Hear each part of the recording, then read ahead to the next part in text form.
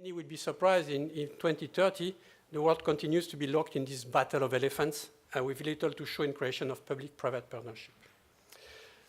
That's the first point. The second point is that after you have calculated all the nationally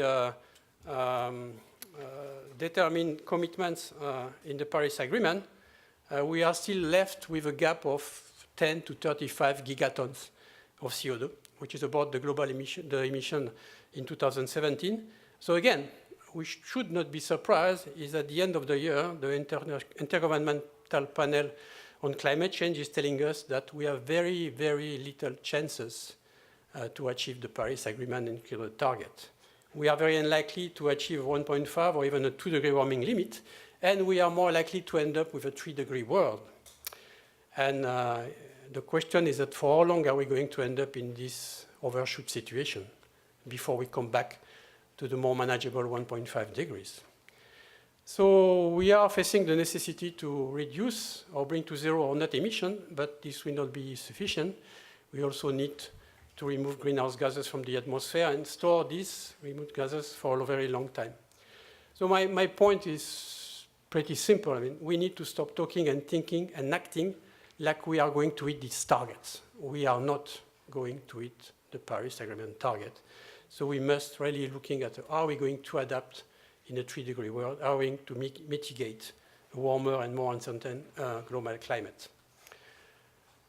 And this is where it is very important that we both act together, public and private.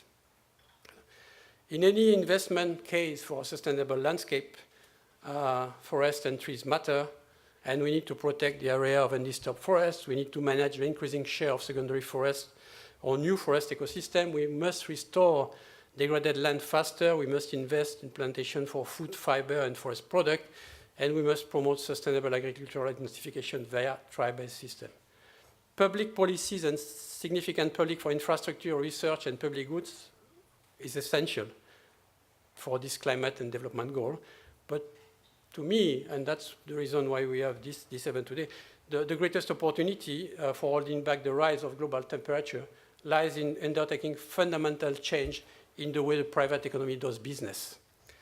There must be far-reaching change in how companies and consumers use energy, change how we manage soil and input, change in how we use and manage forests, change in the way we involve community.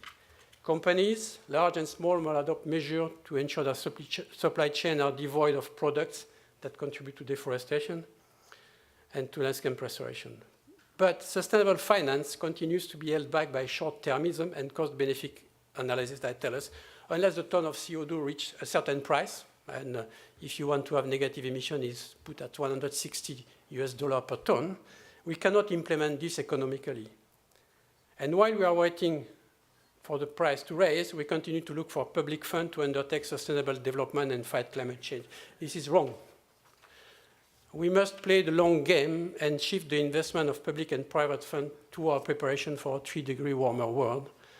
We have known for a long time that public funds are fundamental, but they will never be enough or totally useful without private funds working alongside them. Unfortunately, a big part of the private sector is still shying away from the realities we are facing, but the realization of the risk created by unequal development and climate change have begun to percolate, and in some cases more than percolate, like the insurance or insurance industry will tell you when they looked at 2017 was the most expensive year in American history in terms of natural disasters. So technology and visionary management together with informed consumer, we promote the innovation needed to shift to a green, sustainable economy. But this retooling of the private economy requires private finance that not only funds transformational change, but also incorporates change as a condition for lending that makes sustainable development a good business practices. So who are going to be the winners or the people surviving in a 3-degree warmer world? People, government, companies, we invest now in mitigating or adapting to this change, and those who help people to mitigate or adapt or even prosper in this new condition. So we must invest now in more sustainably managed landscape, in deforestation, degradation-free value chain, and not wait for a better carbon price. It will be too late. Because most of the action that we can take that are related to the land-based sector, they require decades to be effective. So they might not bring immediate returns, and clearly some will come faster than others, but their value will increase dramatically in our future world. And if you have read Alice in Wonderland, the Red Queen says, here, we must run as fast as we can just to stay in place. And if you wish to go anywhere, you must run twice as fast. So this is what private, public, government, society, indigenous and non-indigenous people are aiming to achieve through the Global Landscape Forum communities, and this is why we are all here. And as the Director General of CIFOR, I'm very proud to be here and what we have started, and let's make sure that it doesn't stop here, that we all contribute to a collaborative leadership that continue to foster and positive change across the world. Thank you again.